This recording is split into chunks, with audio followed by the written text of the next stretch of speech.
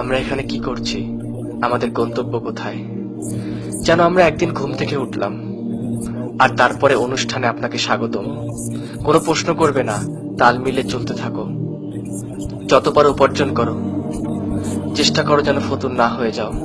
TV অনুসরণ করো, makeup থেকে শুরু করে জামা কাপড় পর্যন্ত। এর চেয়ে বেশি কিছু ভেবো না, যা দেখানো হয় তাই ফলো করো। বিভ্রান্ত হয়ে পড়লে মদ্যপানে লেগে যাও।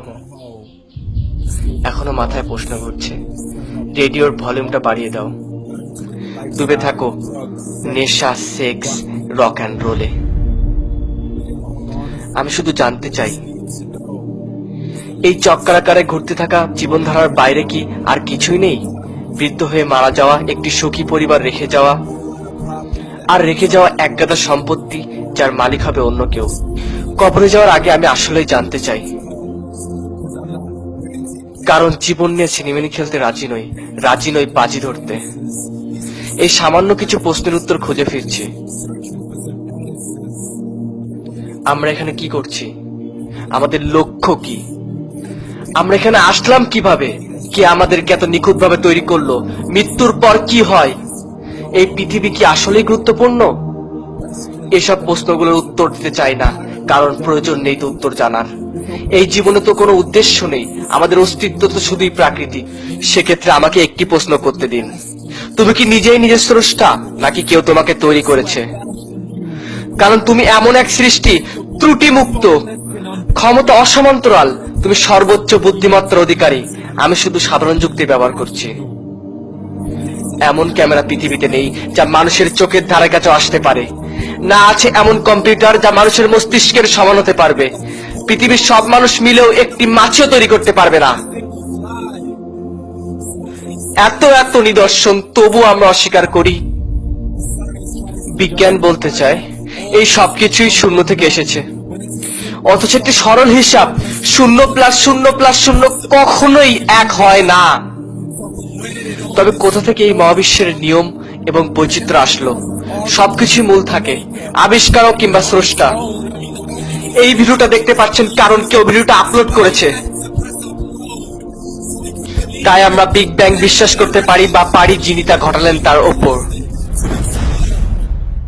আল্লাহ সবকিছুর এবং সব প্রাণের সৃষ্টিকর্তা, চিরঞ্জীব, প্রভু, সবকিছুর একক তত্ত্বাবধায়ক। সৃষ্টির মতো নন, কল্পনার ঊর্ধ্বে। না, তিনি কোনো মানুষ নন, তার কোনো সহযোগী নেই। তিনি এক অবিনশ্বর সত্তা, আমাদেরকে কখনোই একা ছেড়ে যাননি। ঠিক সব প্রস্তুতকারকের মতো তিনি আমাদেরকে গাইড বই দিয়েছেন, কোরআন, ইসলাম। দুঃখিত জলদি উপসংহারে চলে আসার জন্য, কিন্তু এটাই একমাত্র সম্ভব। এতে আছে স্রষ্টার যৌক্তিক বর্ণনা, এক এবং অদ্বিতীয়, সর্বোচ্চ ক্ষমতার অধিকারী। কাউকে জন্ম দেননি, কেউ তাকে জন্ম দেয়নি। একটি বই যার শূন্য ত্রুটি, বৈজ্ঞানিক আর ঐতিহাসিক অলৌকিক তত্ত্ব। আজ থেকে 1400 বছর আগে যেমন মানুষের ভ্রূণের নির্ভুল এবং পরিপূর্ণ বর্ণনা, মানুষের ভ্রূণের যে বর্ণনা কোরআনে আছে, সেটি সপ্তম শতাব্দীর বৈজ্ঞানিক জ্ঞান থেকে আসা সম্ভব নয়। পৃথিবীর জন্য পর্বতমালা কিলক স্বরূপ, যাতে পৃথিবী নরম থেকে রক্ষা পায়। বিচ্ছিন্ন দুটি প্রবাহিত সমুদ্রের পানি কখনোই এক হবে না। গ্রহগুলো নির্দিষ্ট কক্ষপথে চলার তথ্য, আর এই ঘূর্ণায়মান প্রতিক্রিয়া প্রভাবের দিন এবং রাত হওয়া। মহাবিশ্ব প্রস্তুতকরণ তথ্য এবং প্রতিটি পানির উৎস পানি থেকে হওয়ার তথ্য। অতীতের শিক্ষণীয় সকল ইতিহাস, বিশেষত ফ্রাউনের লাশ রক্ষিত হওয়ার তথ্য। পৃথিবীর স্থলভাগের সর্বনিম্ন স্থানের তথ্য, যেখানে পারস্য বাহিনী রোমানদের পরাজিত করেছিল। পুরুষের বীর্য নির্গমন পথ, মেরুদণ্ড পাঁজরের মধ্যস্থল নির্ধারণ তথ্য। এখন পর্যন্ত একটি শব্দ পরিবর্তিত হয়নি। উত্তরদের কিভাবে সকল তথ্য জানা ছিল? আজ থেকে 1400 বছর আগে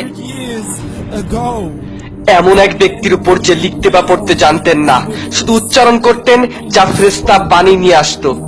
যদি এখনো বিশ্বাস না হয়, কোরআনের মতো বাণী আবিষ্কার করে দেখাও। শত চেষ্টা করেও পারবে না। তাই তুমি সৃষ্টিকর্তা ও তার পাঠানো বার্তা নিয়ে হাসি তামাশা করলে।